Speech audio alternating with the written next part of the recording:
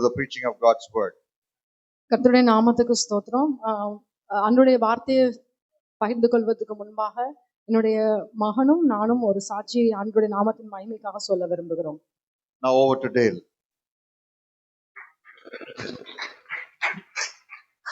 Greetings to everyone in the name of Jesus. இயேசு கிறிஸ்துவின் நாமத்தில் எல்லாரையும் நான் வாழ்த்துகிறேன். I praise God for this opportunity to testify for Him. ஆண்டவர் கூட எனக்கு இந்த தருணத்தை அவருடைய நாமத்தை மகிமைப்படுத்துறதுக்கு சாட்சியாக கொடுத்த தருணத்துக்காக நன்றி செலுத்துகிறேன். As you might all know, I stated that before that I'm going for full-time ministry. நான் ஏற்கனவே உங்களுக்கு மத்தியில சாட்சி சொன்னது போல ஆண்டவருடைய நாமத்துக்கு என்று முழு நேர ஊழியத்துக்காக என்னை ஒப்பு கொடுத்திருக்கிறேன். So before going to what God did for my life, I wanted to tell how God built my faith in college. ஆண்டவருடைய ஊழியத்துக்கு நான் போறதுக்கு முன்பாக ஆண்டவர் என்னை கல்லூரி பருவத்துல என்னுடைய விசுவாசத்தை எப்படி பலப்படுத்தினாருங்கிறத குறித்து நான் சொல்ல விரும்புறேன். So in my undergraduation, for pocket money, I never hardly used to ask my parents for money. I used to pray to God to give me the money. என்னுடைய கல்லூரி பருவத்துல எனக்கு தேவையான பாக்கெட் மணிக்கு எனக்கு அன்றாட ஏதாவது தேவைகள் இருக்கும் பொழுது எங்க அப்பா கிட்ட நான் கேட்கறத விட நான் ஆண்டவர்கிட்ட தான் அதிகமா கேட்டு அதை நான் பெற்றிருக்கிறேன். And God built my faith like that, and He used to provide like that. ஆண்டவர் அந்த நேரத்திலிருந்து என்னை ஆண்டவர் விசுவாசத்துல எனக்கு எல்லாவற்றையும் ப்ரொவைட் பண்ணி எனக்கு கொடுத்து என்னை பலப்படுத்தி இருக்கிறாரு. So using that faith, when I had to even think about the finances of my Bible college education, I asked the Lord that if you're in this, please provide for me. அப்படி ஆண்டவர் என்னை பலப்படுத்தின காரணத்தினால என்னுடைய முழு நேர ஊழியத்துக்காக நான் என்னை ஒப்பு கொடுத்து படிக்க போகும்போதும் அந்த செலவுகளையும் அந்த பொருளாதார தேவைகளையும் கடவுளே பார்த்து கொள்ளணும்னு நான் ப்ரேயர் பண்ணேன். And God was very gracious and kind, and He did provide for me in various different ways. ஆமென். ஆண்டவருக்கு அவருடைய மகா பெரிய கிருபையினால என்னுடைய எல்லா கல்லூரி படிப்புக்கான அதாவது வேதாகம கல்லூரி படிப்புக்கான எல்லா தேவைகளையும் பொருளாதார தேவைகளையும் கிருபையா சந்தித்தார். I praise the Lord Jesus. அதற்காக நான் ஆண்டவரை அதிகமாய் நன்றி செலுத்துகிறேன். And I would be going to college in June, and I would request you to please keep me in your prayers. ஜூன்ல இருந்து என்னுடைய வேதாகம கல்லூரி படிப்பு தொடர்கிறது. அதற்காக எல்லாரும் ஜெபித்துக் கொள்ளுங்கள். Thank you. நன்றி. Thank you, Dale. Thank you, Dale. And I have a testimony as well. நானும் உங்கள் மத்தியில ஒரு சாட்சியை சொல்ல விரும்புகிறேன். The last time I came, I think it was September of 2025.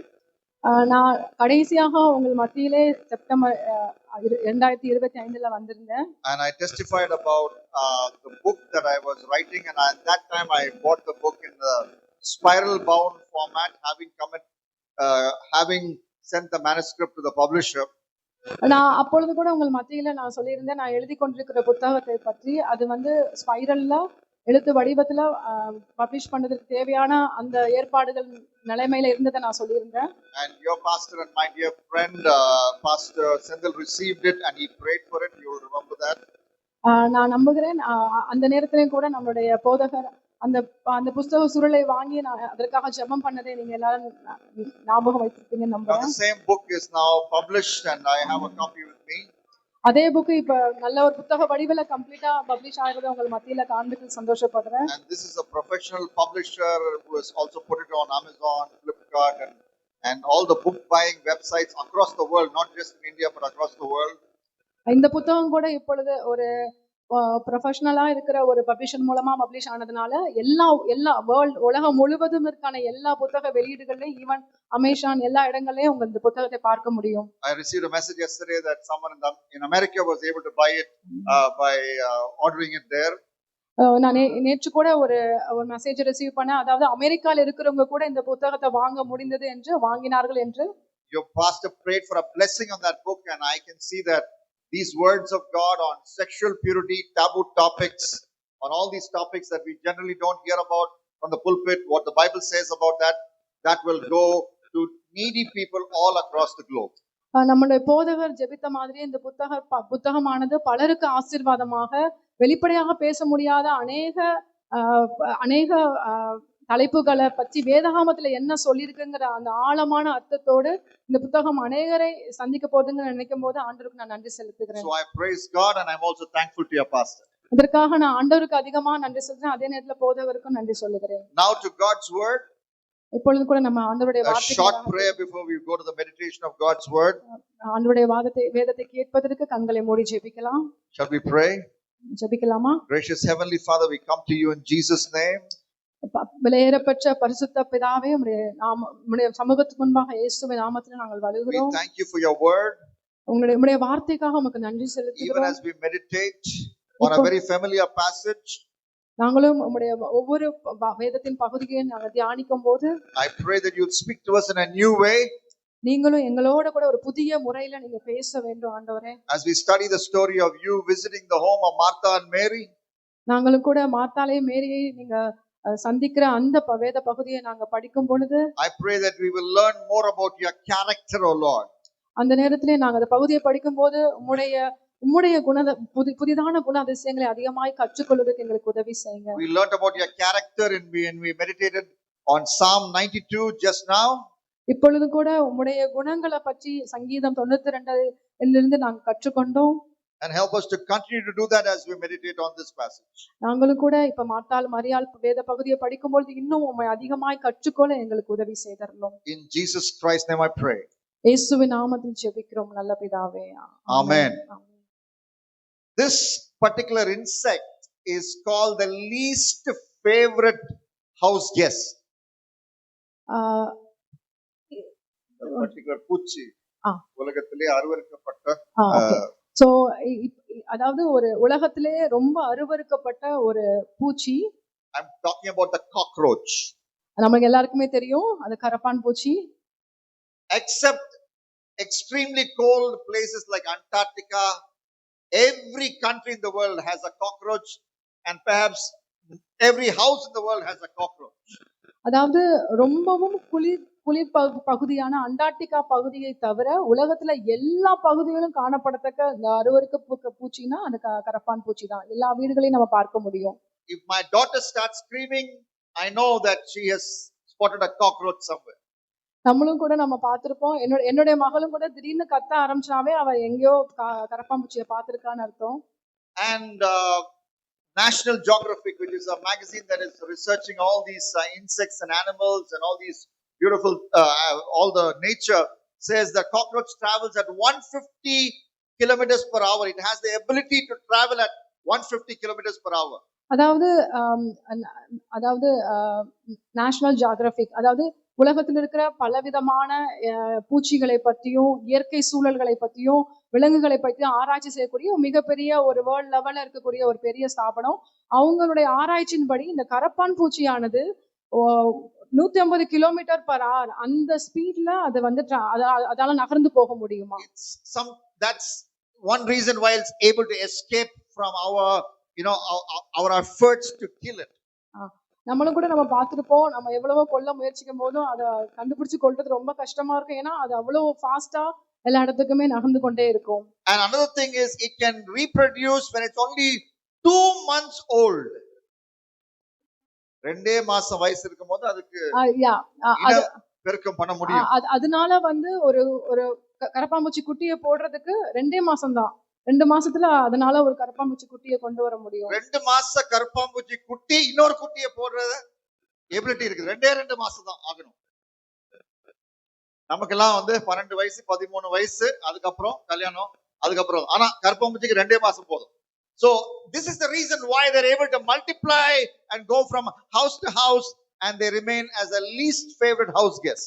அது இனப்பெருக்கம் பண்ணுவதற்கு மிக குறைந்த நாட்கள் குறைந்த வயது தேவைப்படுகிறதுங்கிறதுனாலே என்னவோ அது எல்லா இடங்கள்லயும் நம்ம வீட்டுலயும் சரி உலகம் முழுவதும் எல்லா இடங்களையும் பழுகி பெருகி காணப்படுகிறது. But today I am talking about the most favorite house guest you can ever have, and that is the Lord Jesus, and he came to the home of Martha and Mary 2000 years ago.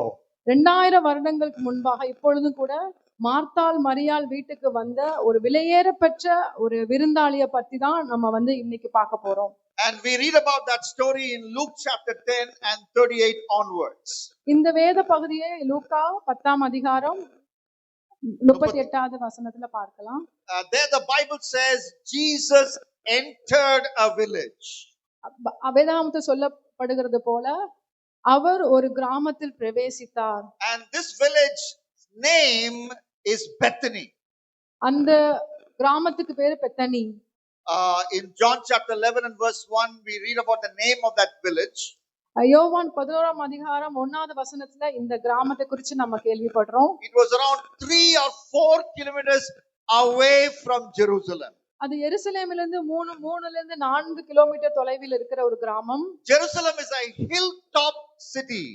எருசலேம் என்பது மலைகள், உயரமான மலைகளை கொண்ட ஒரு நகரம். And when you go to the eastern side and keep coming down the slope, on the slope at the 3rd kilometer mark, you found this beautiful village on the hill slope called Bethany. அதாவது எருசலேம் மலையினுடைய கிழக்கு பகுதியில அந்த மலை அடிவாரத்துல ஒரு 3-4 kilometre தூரத்துல இந்த பெத்தனிங்கிற ஒரு அழகான நகர கிராமத்தை பார்க்க முடியும். So in that village was the home of Martha, Mary, and one more person. Who's that person? Lazarus. Thank you. அந்த ஒரு கிராமத்துல தான் மார்த்தாள், மேரி, அதோடு கூட அவருடைய சகோதரன் லாசரு என்பவரும் வாழ்ந்து கொண்டிருக்கிறார்கள். And look at verse 38, Luke 10:38.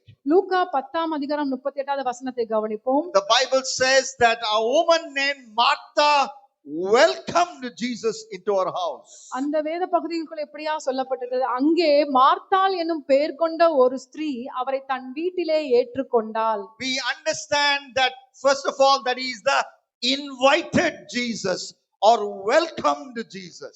இந்த வேத பகுதியிலே பார்க்கிறோம், அந்த மார்த்தாள் என்கிற பெயர் கொண்ட அந்த குடும்பமானது இயேசு கிறிஸ்துவை அழைத்தது மாத்திரமல்ல, அவர்களை பொன்முறுவலோட ஏற்றுக்கொண்டார்கள். The whole world belongs to Jesus.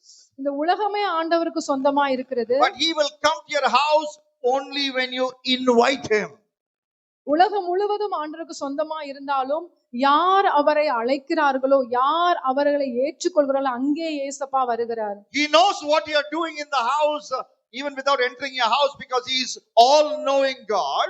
அவர் எல்லாவற்றையும் அறிந்த ஆண்டவரா இருக்கிறபடினால் நம்ம வீட்டுக்கு வருவதற்கு முன்பாகவே நம்ம வீட்டுக்குள்ள என்ன நடக்கிறது, என்ன இருக்கிறதுங்கிறதை அறிந்திருக்கிறார். But for him to enter your house you need to welcome Jesus like Martha did. ஆனா ஆண்டவர் நம்ம வீட்டிற்குள் வருவதற்கு மார்த்தாளை போல அவரை அழைத்து நம்மளை ஏற்றுக்கொள்கிறவர்களா இருக்க வேண்டும். We must welcome him into the home of our heart as well.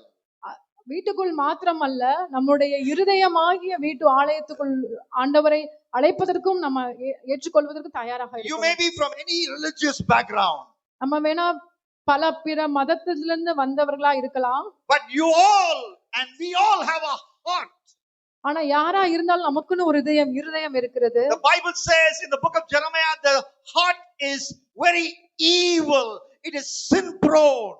எரேமியா புத்தகத்துல சொல்லப்பட்டது போல நம்மளுடைய இருதயம் மகா கேடுள்ளதும் திருக்குள்ளதுமா இருக்கிறது. And the only solution for the sin inside of our heart is the entry of Jesus into that heart. நம்முடைய இருதயத்தில் இருக்கிற அந்த திருக்குள்ள தீமையான பாவம் இருந்த இருதயத்திற்கு ஒரே ஒரு சொல்யூஷன், ஒரே ஒரு மருந்து யாருன்னா ஏசப்பா நம்முடைய இருதயத்துக்குள்ள வருவதுதான். Revelation 3:20 says if Jesus stands at the door outside your door, perhaps the door of your heart, and he knocks at that door. வெளிப்படுத்தின விசேஷம் 3:20 சொல்லப்பட்டது போல ஆண்டவராகிய இயேசு கிறிஸ்து வாசற்படியில் நின்று இதோ கதவை தட்டுகிறேன், நம்ம கதவை தட்டுகிறவராய் இருக்கிறார். And if we open that door of our heart, நம்முடைய இருதயமாகிய கதவை திறந்தோம்னா he will come in.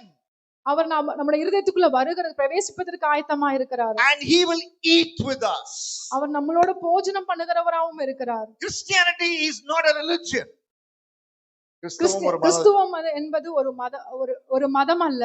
Christianity is going for dinner with Jesus, having that spiritual romance and relationship with Jesus. கிறிஸ்துவம் என்பது ஒரு மதம் அல்ல, அது அதற்கும் அப்பாற்பட்டு கிறிஸ்துவோடு இணைந்து அவரோடு போஜனம் பண்ணி அவரோடு இணைந்து வாழ்கிற ஒரு வாழ்க்கை. He wants to come into your heart. அவர் நம்ம இருதயத்துக்குள்ள வர He விரும்புகிறார். wants to come into your house. நம்முடைய வீட்டுக்குள் வருவதற்கு ஆசையா He இருக்கிறார். wants to eat with you, spiritually speaking. அதாவது ஆவிக்குரிய விதத்தில் நம்மளோட போஜனம், நம்மளோட தங்கி இருப்பதற்கு ஆண்டவர் He wants விரும்புகிறார். to converse with you. நம்மளோட பேச, நம்மளோட உரையாட அவர் விரும்புகிறார். Have you invited Jesus into your heart? உங்களுடைய இருதயத்துக்குள்ள ஏசப்பாவை அழைத்திருக்கிறீங்களா? Have you invited Jesus into your house? உங்களுடைய வீட்டுக்குள்ள ஏசப்பா வரணும்னு அழைத்திருக்கிறீங்களா? Not only invited Jesus, he's also instructing Jesus. ஆண்டவரை அழைப்பது மாத்திரமல்ல, அவருடைய போதனைகளை கேட்கணும். போதனைகளை கேட்கவும் வாஞ்சையா இருக்கணும். So the Bible says in verse 39, Luke chapter 10 verse 39, லூக்கா 10ஆம் அதிகாரம் 39வது வசனத்துல பார்க்கிறோம். Martha had a sister called Mary. மார்த்தாளுக்கு ஒரு சகோதரி இருந்தால் மேரி என்று. What did Mary do? மேரி என்ன செய்து She கொண்டிருந்தாள்? sat at the Lord Jesus' feet. இயேசுவின் பாதத்தின் அருகிலே உட்காருகிறவளாய் மரியாள் இருந்தாள். If Jesus was sitting in this chair, ஏசப்பா இப்படியாய் ஒரு சேர்ல உட்கார்ந்து இருக்கிறத நம்ம நினைச்சிட்டோம். Mary was sitting right near the feet of Jesus. ஆண்டவருடைய பாதத்தின் அருகில மரியாள் உட்கார்ந்திருந்தாள். And she was listening to his teaching, the Bible says. வேதாகமத்தின்படி நம்ம பார்க்கும் பொழுது மரியாள் ஆண்டவருடைய பாதத்துல உட்கார்ந்து அவர் வசனத்தை கேட்டுக்கொண்டிருந்தாள். She was first of all she was close to Jesus. முதலாவது அவர் இயேசுவுக்கு அருகில உட்கார்ந்திருந்தாள். And secondly, she was listening to every word from the mouth of Jesus. இரண்டாவதாக அவருடைய வாயிலிருந்து வருகிற ஒவ்வொரு வார்த்தைகளையும் கவனமாக கேட்டுக்கொண்டிருந்தாள். What is it that you are busy doing today? நம்ம இப்பொழுது எதை குறித்து ரொம்ப வேகமாக பிஸியாக ஓடிக்கொண்டிருக்கிறோம்? If you look at verse 42, 42வது வசனத்தை பார்த்தோம்னா, Luke 10:42, Luca 10:42ல the thing that Mary did, மேரி என்ன செய்தாலோ that was the one thing that is necessary according to Jesus. அது ஒன்றே பிரயோஜனமானது ஆண்டவருடைய பார்வையில. What is it that you are very busy with today? நம்ம இப்பொழுது எந்த விஷயத்துல ரொம்ப பிஸியா இருக்கிறோம்? It could be you are busy with your phone. நம்ம வந்து ஒருவேளை நம்மளுடைய போன் மூலமா பிஸியா இருக்கலாம். It could be you are busy with cooking. We are coming to that in just a bit. வீட்டு காரியங்களை, சமையல் காரியங்களை நம்ம பிஸியா இருக்கலாம். It could be you are busy trying to rise up in life and reaching one particular financial level in your life. நம்ம வாழ்க்கையில இன்னும் அதிகமா முன்னேறி நல்லா சம்பாரிச்சு பெரிய நிலைமையில போகணும்னு நினைக்கலாம். But more important than any of all of these things, எல்லாவற்றிற்கும் நம்ம சொன்ன இப்ப இதை காட்டிலும் எல்லாவற்றிற்கும் மேலான முக்கியமான காரியம் ஒன்று உண்டு. what is most important is to come close to Jesus. எல்லாவற்றிற்கும் மேலாக மிகவும் முக்கியமானது என்னவென்றால் நம்ம ஆண்டவரோட மிக அருகில வர வேண்டும். As your pastor pointed out from Psalm 92, rise up early come close to Jesus. சங்கீதத்தை தியானிக்கும் போது போதகர் சொன்னது போல காலையிலே அதிகாலையிலே நம்ம ஆண்டவர்ட்ட நம்ம நெருங்கி வரணும். Late in the night stay close to Jesus. அதே மாதிரி இரவு படுக்க போகிறதுக்கு முன்பாக ஆண்டவரோட அருகில நம்ம இருக்கணும். And listen to his teaching. அவருடைய போதனைகளை நம்ம கவனிக்கணும். And his teaching we know is recorded in the holy word of God. ஆண்டவருடைய ஒவ்வொரு போதனைகளும் இந்த வேதாகமத்தில எழுதப்பட்டிருக்கிறது. There is a message for you from all the 66 books of the Bible. வேதாகமத்தில் உள்ள 66 புத்தகங்கள் மூலமும் ஆண்டவர் நமக்கு ஒரு காரியத்தை வைத்திருக்கிறார். நிறைய காரியங்களை வைத்திருக்கிறார். Books in the Bible we have not even read once perhaps. நம்ம ஒருவேளை வேதாகமத்தில் இருக்கிற சில புத்தகங்களை இன்னும் கூட நம்ம படிக்காம ஒரு தடவை கூட படிக்காம இருக்கலாம். When Jesus was walking after his resurrection with the Emmaus disciples, he took a Bible study for them from Genesis all the way to Malachi, and he stopped at places in every book where the Bible was speaking about him. ஆண்டவர் உயிர் தெழுந்தது பிறகு எம்மாவூர் சீஷர்களுக்கு தரிசனமாகும் போது அந்த ஊர் வழியா அவர்கள் பயணம் பண்ணி அவரோட நடந்து கொண்டு போகும்போது ஆதியாகமத்திலிருந்து மல்கியா வரைக்கும் என்ன சொல்லப்பட்டிருக்குங்கிறதை அவர்களுக்கு போதனை பண்ணி கொண்டே சென்றார். அவரை குறித்து what the word of God was saying about him, that should be our focus. How can we read God's word so that we will know our God? That should be our focus. அதாவது நம்மளுடைய நோக்கம் எதுவாக இருக்க வேண்டுமே என்றால் வேதத்தை படிக்கும் போது ஆண்டவர் சொன்னது மாதிரி முழு வேத புத்தகத்திலும் அவரை பற்றி என்ன சொல்லியிருக்கிறது என்பதை அறிவதற்கு நம் ஆவலுள்ளவர்களாய் வேதாகமத்தை படிக்க And we வேண்டும். should be willing to sit close to him at his feet to learn his word. அவரை பற்றி தெரிந்துக்கிறதுக்கு வேதாகமத்தை ஆராய்ச்சி பண்ணுவதற்கு அவருடைய அருகில மிகவும் அருகில உட்கார்ந்து இருப்பதற்கு நம்ம வாஞ்சிக்க He வேண்டும். is the invited Jesus, he is the instructing Jesus, and he is the loving Jesus. அவர் ரொம்ப அன்பு செய்கிற ஆண்டவர், நமக்கு சொல்ல வாஞ்சையா இருக்க, நமக்கு கற்றுக் கொடுக்க வாஞ்சையா இருக்க, நம்ம கூட இருக்க வாஞ்சையா இருக்கிற தெய்வமா இருக்கிறார். Look at verse 41. லூக்கா 10:41 வசனத்துல பார்க்கும் பொழுது It says, the Lord answered her. இயேசு அவளுக்கு பிரதியுத்தரமாக, Answered who? Martha. மார்த்தாளுக்கு பிரதியுத்தரமாக, Martha had a request, and I will come to that request in just a moment. But when Jesus answered Martha, how did he call Martha? What does the Bible say? அதாவது மார்த்தாள் ஆண்டவர்கிட்ட ஒரு விண்ணப்பத்தை வைக்கிறத பாக்குறோம். அதை சொல்றதுக்கு முன்பாக இந்த இடத்துல மார்த்தாள் என்ன சொல்றா? அவர் அநேக காரியங்களை குறித்து கவலைப்பட்டு கொண்டு கலங்குகிறார். How did Jesus call Martha? ஆண்டவர் என்ன சொல்றாரு மார்த்தாளுக்கு? மார்த்தாவை எப்படி கூப்பிடுறாரு? ஆண்டவர் எப்படி மார்த்தாளை கூப்பிடுகிறாள்? Luke 10:41 says, லூக்கு 10:41 வசனத்துல பார்க்கும் பொழுது, Martha, Martha. மார்த்தாள் மார்த்தாள். Not just Martha one time, but Martha 2 times. இங்க கூட மார்த்தாளை ஆண்டவர் ஒரு தடவை கூப்பிடல, 2 தடவை அவருடைய பெயரை சொல்லி கூப்பிடுகிறார். When you look at the previous verse, you understand that Martha has made a request for which Jesus will say no. இதுக்கு முன்னால வசனத்தை பார்க்கும் பொழுது மார்த்தாள் ஆண்டவர்கிட்ட ஒரு விண்ணப்பத்தை வைக்கிறா, அதற்கு ஆண்டவர் இல்ல. But even in spite of the fact that Martha was asking something which Jesus did not agree with, Jesus still loves her and says, Martha, Martha.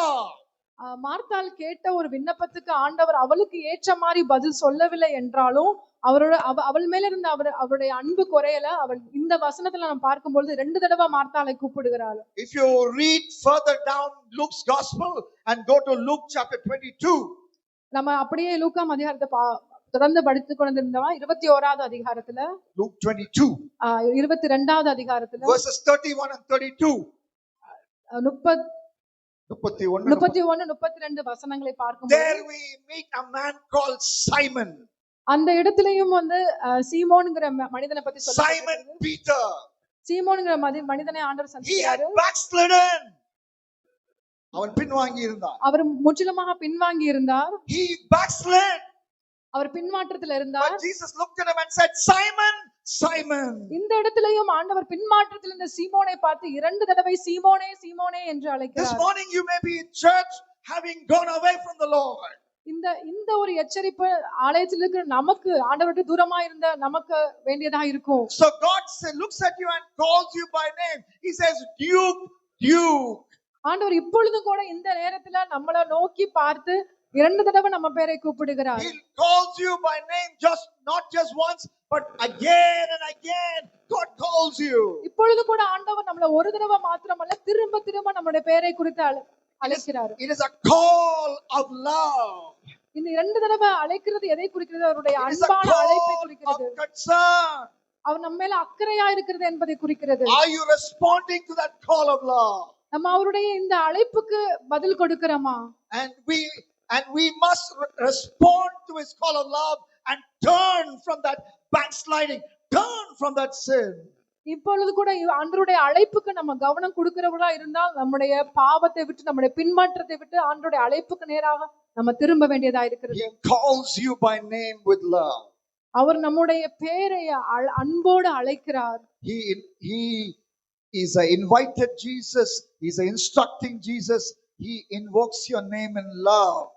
And now, fourthly, he will answer prayer only according to his will. நம்மளை அழைக்கிறவர், அன்பு செய்கிறவர் ஆண்டவர் இருக்கிறது மாத்திரமல்ல, நம்மளுடைய ஜெபத்துக்கு அவருடைய திட்டத்தின்படியே நமக்கு பதில் கொடுக்கிறவரா இருக்கிறார். Look at verse 40 where Martha makes a request to Jesus. லூக்கா 10ஆம் அதிகாரம் 40வது வசனத்தை நம்ம கவனிக்கும் பொழுது, Martha has a request to make to Jesus. Martha already ஆண்டவர்கிட்ட ஒரு விண்ணப்பத்தை வைக்கிறா. He said, Lord, do you not care that my sister has left me to serve alone? Tell her to help me. ஆண்டவரை பார்த்து மார்த்தாள் என்ன ஒரு வேண்டுதலை வைக்கிறாங்க பார்க்க முடிகிறது. ஆண்டவரே, நான் தனியே வேலை செய்யும்படி என் சகோதரி என்னை விட்டு வந்திருக்கிறதை குறித்து உமக்கு கவலை இல்லையா? எனக்கு உதவி செய்யும்படி அவளுக்கு சொல்லும் என்றாள். Martha's complaint to Jesus was that Mary was like the typical Tamil Nadu husband. Martha உடைய கம்ப்ளைண்ட் என்னன்னா, மேரி டிபிக்கலா தமிழ்நாட்டுல வாழ்கிற புருஷனை போல அவள் இருக்கிறார் என்பது. What was the complaint? She is not helping me in the kitchen. அதாவது மார்த்தா சொன்ன கம்ப்ளைண்ட் நம்ம தமிழ்நாட்டுல பார்க்கும்போது நார்மலா ஒரு மனைவி ஒரு கணவரை பத்தி சொல்லுகிற கம்ப்ளைண்டா இருக்கும். எப்படின்னா, எப்போதுமே எனக்கு எந்த உதவியும் செய்ய மாட்டேங்கிறாரு அடுப்பறையில, சமையல் அறையில.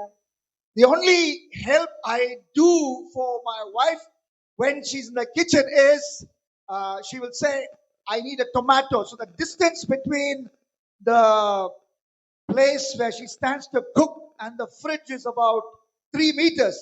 But she loves it when I go and pick up the tomato from the fridge and give it to her as she's cooking before the stove. நான் என்னுடைய மனைவிக்கு செய்கிற ஒரே ஒரு பெரிய உதவி என்னவா இருக்கும் என்றால், சமையல் அறையில அவர் சமைச்சுக்கிட்டு இருக்கும் பொழுது அவர் காய்கறி கட் பண்ற இடத்துல இருந்து ஃப்ரிட்ஜ் ஒரு 3 மீட்டர் தூரத்துல இருக்கும். அப்பொழுது அவ என்னை கூப்பிட்டு அந்த தக்காளி எடுத்துறன்னு சொல்லும் போது நான் எடுத்து கொடுப்பது அவளுக்கு ஒரு பெரிய சந்தோஷமாக இருக்கும். That's the only help. But then I know husbands who can make biryani and serve their wife on Sunday afternoon. I'm not sure whether you have a duty like that today, but we will leave that aside. But you know what Martha's request is. It is a very reasonable request. நான் இந்த ஒரு உதவியை மட்டும்தான் செய்வேன். எனக்கு தெரியும் நிறைய ஆண்கள் கணவன்மார்கள் ஈவன் நல்லா சமைச்ச சமையல் பண்ணி கொடுப்பீங்கன்னு. மேபி உங்கள எத்தனை பேர் மத்தியானம் போய் சமையல் பண்ணி கொடுக்க போறீங்கன்னு தெரியல. பட் ஆனா அதை தவிர இங்க மார்த்தாள் வைக்கிற மரியாதை குறித்த ஒரு விண்ணப்பம் ரொம்ப உகந்ததா இருக்கிறது. But Jesus' answer to that reasonable request is no. It's not about cooking. It's not about helping in the kitchen. It's because Jesus is sovereign. He is an all-wise God. He knows when to say yes to your prayer, when to say no to your prayer, when to say wait to your prayer. ஆமென். ஆண்டவர் மார்த்தாள் ஒரு உரிய உகந்த ஒரு விண்ணப்பத்தை வைத்தாலும் அந்த விண்ணப்பத்துக்கு ஆண்டவர் இல்லை என்று பதில் கூறுகிறார். ஏனால் அவர் சர்வ வல்லமையுள்ளவன், சகலத்தையும் அறிந்த தெய்வம். எப்பொழுது நம்ம ஜெபத்துக்கு ஆம் என்று சொல்லணும், எப்போது நம்ம ஜெபத்துக்கு இல்லை என்று சொல்லணும், எப்போது நம்ம ஜெபத்துக்கு காத்திருங்கள் என்று சொல்லுங்கிறது அவருக்கு நன்று தெரிந்திருக்கிறது. It's natural and normal for every couple to pray for children, but the church history says, even biblical history says, many godly couples do not have children. God knows to say yes, no, or wait for every prayer request, including that obvious prayer request. அதாவது நம்மளுக்கு ஒரு கணவன் கல்யாணமான கணவன் மனைவிக்கு ஒரு குழந்தை என்பது எவ்வளவு அவசியம் முக்கியம் என்பதை அறிந்திருந்தாலும் அந்த நேரத்திலேயுமே வேதாகமத்தில் இருக்கிற நம்மளுக்கு முன் உதாரணத்தின்படியும் ஆண்டவர் எந்த நேரத்துல வேணும் என்று ஆம் என்று சொல்வதும், எந்த நேரத்துல வேணாம் என்று சொல்வதும், எந்த நேரத்துல காத்திருக்க வேண்டும், இந்த முக்கியமான ஒரு ரெக்வெஸ்ட் கூட காத்திருக்க வேண்டும் என்று சொல்வது ஆண்டவருக்கு மட்டும்தான் தெரியும். We know we need that healing. If the healing doesn't come, our loved one will pass away, and we pray in desperation. But Jesus still reserves the right to say yes, no, or wait. Even if the request is reasonable, he still reserves the right to say yes or no or wait. Even நமக்கு ஒரு பலவீனத்தை குறித்து, நம்மளுடைய வியாதியிலிருந்து ஒரு விடுதலை வேணுங்கிறத குறித்து நமக்கு அது ஒரு பெரிய பாரமான முக்கியமான ஒரு வேண்டுகையா இருக்கலாம். நம்ம ரொம்ப பாரப்பட்டு அதை குறித்து ஜெபிக்கலாம். ஆனா அந்த ஜெபத்துக்கும் ஆண்டவர் எப்ப ஆமா என்று சொல்வதும், எஸ் நோ என்று சொல்வதும், வெயிட் என்று சொல்வதுங்கிற முழு அதிகாரமும் உரிமையும் அவருக்கு இருக்கிறது. Daniel chapter 4 and verse 35. Can we read it from God's word loud and clear? Daniel 4:35. தானியேல் அதிகாரம் 4வது அதிகாரத்துல 35வது வசனத்தை வாசிக்கலாம். Many years ago when I was a child, I memorized the scripture, and the theology of that scripture still grips my heart. Daniel 4:35. நான் சிறு பிள்ளையா இருக்கும்போது இந்த வேத வசனத்தை நான் மனப்பாடம் பண்ண ஆரம்பிச்சேன். அதனுடைய வியாக்கியானங்கள் இன்னும் என் இருதயத்தை பலப்படுத்துறதை நான் இன்னும் உணர முடிகிறது. Ah, yes.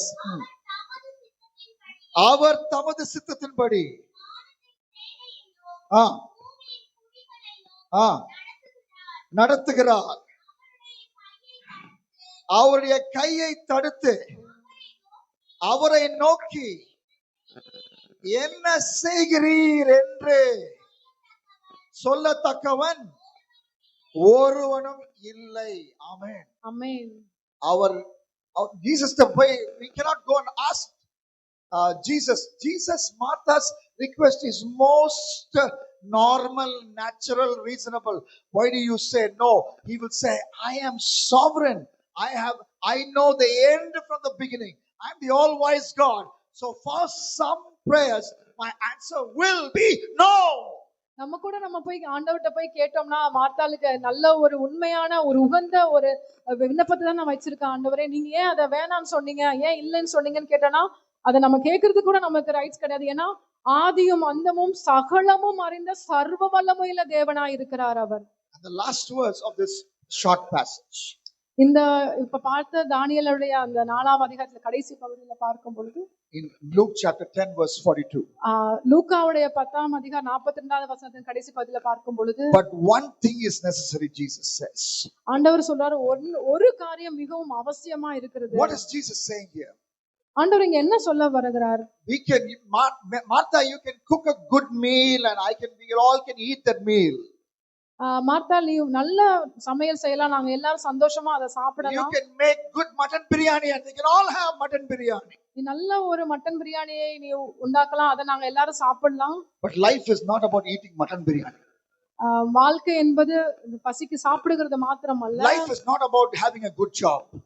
வாழ்க்கை என்பது நல்ல ஒரு வேலை இருக்கிறது மாத்திரம் அல்ல. Life is not getting married, having children, and children getting married, becoming grandpa and going to the grave.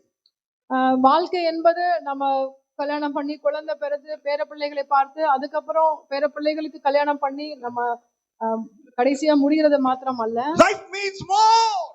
இதை காட்டிலும் வாழ்க்கை என்பது மிகவும் One அதிகம் thing இருக்கிறது. is absolutely and ultimately necessary for life. வாழ்க்கையில இதை காட்டிலும் மிகவும் முக்கியமான அவசியமான ஒரு காரியம் இருக்கிறது. That is relationship with God. அதுதான் ஆண்டவரோடு கொண்டிருக்கிற உறவு. As the Bible says in the book of Ecclesiastes.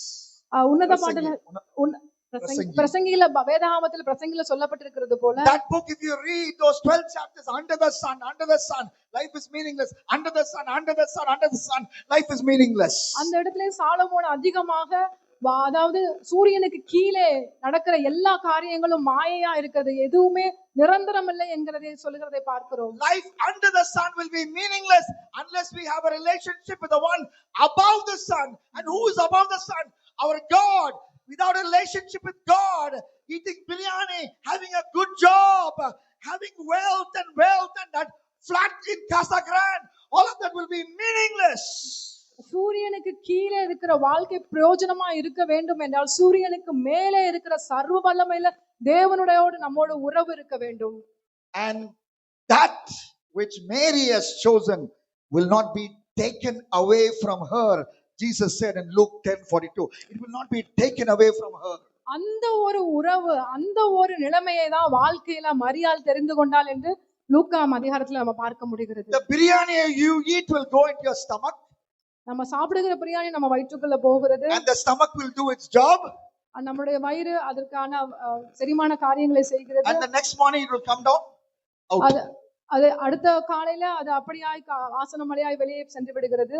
These worldly things are good, they have their place, but they are not going to last forever. இந்த அந்த உலகத்துல பார்க்கிற எந்த ஒரு நன்மையா இருந்தாலும் அது நிரந்தரம் அல்ல, அது வரும், அது போகிறதுமா இருக்கிறது. But what Jesus gives you, purpose, meaning, joy, that lasts for time and eternity.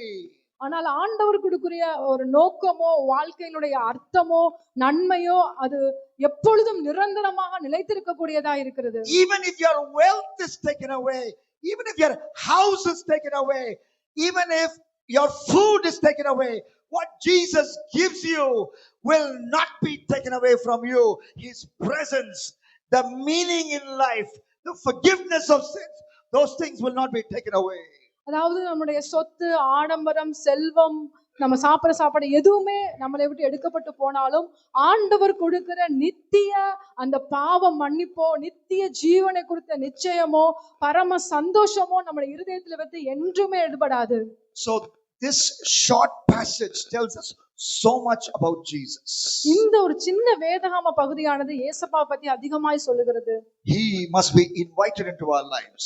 நம்மளும் ஆண்டவரை இயேசுப்பாவை நம்ம இருதயத்துல ஏற்றுக்கொண்டவர்களா இருக்க We வேண்டும். must sit at his feet and learn his word. அவருடைய பாதத்தின் அருகில உட்கார்ந்து அவருடைய We வசனத்தை must be கேட்கிறவர்களா இருக்க வேண்டும். close to him. அவருடைய மிகவும் அருகில இருக்கிறவர்களா இருக்க வேண்டும். We can pray prayers, but when Jesus says no, we must understand that no is for our good. நம்ம ஜெபிக்கும் பொழுது ஆண்டவர் சில காரியங்களுக்கு இல்லை என்று பதிலளித்தால் அது நமக்கு நன்மையாக இருக்கும் என்பதை நம்ம உணர்றவர்களா இருக்க வேண்டும். We must understand that even though we have made a mistake, Jesus loves us and wants our repentance. That's why he says, Martha, Martha, Duke, Duke, Sendil, Sendil. அதாவது நம்ம இன்னொரு காரியத்தை மிகவும் ஆழமா புரிஞ்சு கொள்ள வேணும். நம்ம ஒருவேளை தப்பு செஞ்சிருந்தாலும் ஆண்டவர் நம்மளை கண்டித்து திருத்தி நம்மளை மனம் திரும்பி அவர் அன்போடு அழைக்கிறார் என்பதை நம்மளை மறுபடியும் லிடியா லிடியா டூக் டூக் என்று மறுபடியும் கூப்பிடுகிறது மூலமாய் அறிந்து கொள்ள முடிகிறது. We understand there is only one thing necessary. நம்ம வாழ்க்கையில ஒரே ஒரு விஷயம் தான் ரொம்ப முக்கியங்கிறதை நம்ம புரிந்து கொள்ள வேண்டும். Sitting in his presence. அவருடைய பாதத்தை அருகில உட்கார்ந்து இருக்க வேண்டும். Studying his word. அவருடைய வேதத்தை வாசிக்க வேண்டும். Shall we read this verse and I'm done. Psalm 119 verse 92. சங்கீதம் 119ஆம் அதிகாரத்துல 92வது வசனத்தை Psalm 119 and verse 92. 119 92. If your law had not been my delight, I would have perished in my affliction. உம்முடைய வேதம் எனக்கு மனமகிழ்ச்சியா இராது இருந்தால் நான் அழிந்து போயிருந்திருப்பேன். So that's all we need, his law. அதுதான் நமக்கு தேவை, அவருடைய law, அவருடைய நியாய பிரமாணம். நம்மளுடைய தேவையானது ஒன்றுதான், ஆண்டவருடைய நியாய பிரமாணம், சாட்சி பிரமாணங்கள். And that's our delight. அதுதான் நமக்கு மனமகிழ்ச்சி. If that is not our delight, அது நமக்கு மட்டும் மனமகிழ்ச்சியா இல்லாதிருந்தால் we will perish in our affliction. நம்முடைய எல்லா துக்கத்திலும் வேதனைகளையும் அழிந்து போயிருப்போம். I want you to close your eyes, all eyes closed, all heads bowed. எல்லாரும் கண்களை மூடி ஆண்டவரை நோக்கி பார்ப்போம். How many of you have not yet invited Jesus in your life? இதுல எத்தனை பேர் ஆலயத்துல இப்பொழுது ஆண்டவர் உங்களுடைய வாழ்க்கையில இன்னும் அழைக்காம ஏற்றுக்கொள்ளாம இருக்கிறீங்க? Children, young people, சிறு பிள்ளைகள், பெரியவர்கள், வாலிப பிள்ளைகள், I am calling you to invite Jesus into your heart. இப்பொழுது கூட இயேசுப்பா உங்க இருதயத்துல அழைக்க வேண்டும் என்று உங்களை கேட்கிறேன். You have invited your phone into your life and that phone is destroying you. நீங்க ஒருவேளை போனை உங்க வாழ்க்கையில அதிகமா பயன்படுத்தி ஏற்றுக்கொண்டு அது உங்கள் வாழ்க்கையை அழிக்கக்கூடியதா இருக்கலாம். But today, ஆனா இப்பொழுது invite Jesus into your life. இயேசுப்பா உங்க இருதயத்துல அழைத்து ஏற்றுக்கொள்ளுங்கள். Put a hand over your heart. Young people, put a hand over your heart. வாலிப பிள்ளைங்க, சின்ன பிள்ளைங்க, உங்க இருதயத்துல உங்க கையை வைங்க. Hand over your heart. இருதயத்துல உங்க கையை வைங்க. Yes, I see some hands going over the heart. That's very good. ஆமா, நான் பார்க்கிறேன். And say, Jesus, இயேசுப்பா, come into my heart. என் இருதயத்துக்குள்ள வாங்க. I give my heart to you. என் இருதயத்தை உங்களுக்கு முற்றிலுமா கொடுக்கிறேன். It's an evil heart. இது ஒரு பொல்லாத இருதயம். It's a sin prone heart. இது பாவம் நிறைந்த இருதயம். It is a backslidden heart. ஒரு பின்மாற்றத்துக்குள்ளான இருதயம். It is a stony heart. ஒரு பாறையான இருதயம். You come in. நீங்க உள்ள வாங்க. Cleanse me. சுத்திகரிங்க. Wash me. சுத்திகரிங்கப்பா. You died for me on the cross. நீங்க எனக்காக சிலுவையில அறையப்பட்டீங்க. You shed your blood for me. உம்முடைய பரிசுத்த இரத்தத்தை எனக்காக சிந்தினீங்க. Wash me with that blood. உம்முடைய பரிசுத்த இரத்தத்தினால் சிந்தப்பட்ட அந்த இரத்தத்தினால என் இருதயத்தை கழுவி அருளும். Cleanse me with that blood. என் இருதயத்தை கழுவி அருளும். From now onwards, இப்பொழுதிருந்து I will live for you. நான் உமக்காக வாழுவேன். I'll be like Mary. நான் ஒரு மேரியை போல, Not distracted. என் எண்ணங்களை சிதறடிக்கப்படாம, Not distracted with cooking. என் எண்ணங்களை சமையல்ல சிதறடிக்கப்படாம, Not distracted with money making. சம்பாதிக்கிற காரியங்களை குறித்து என் இருதயத்தை நான் சிதற விடாம, But knowing one thing only is necessary. என் தேவையானது என் வாழ்க்கையில ஒன்றே என்பதை அறிந்து, That it is to sit near you. அது உம்முடைய பாதத்துல அருகில to உமக்கு learn அருகில your உட்கார்ந்து word, உம்முடைய வார்த்தையை கற்றுக்கொண்டு to love you, உம்முடைய அன்பு செய்ய, to respond to you when you say, Martha, Martha. நீங்க என்னை அழைக்கும் போது உங்களுக்கு நான் பதில் கொடுக்க, That's what is necessary, Lord. அதுதான் மிகவும் முக்கியமானது, தேவையானதும். That won't be taken away from me. அந்த விசுவாசத்துக்காக நம்ம That ஜெபிப்போம். will not be taken away from me. அதை ஒரு நாளும் நம்முடைய இருதயத்திலிருந்து எடுத்து போட முடியாது. Thank you, Jesus. நன்றி இயேசுப்பா. In Jesus' name. இயேசுவின் நாமத்துல Amen. ஆமென்.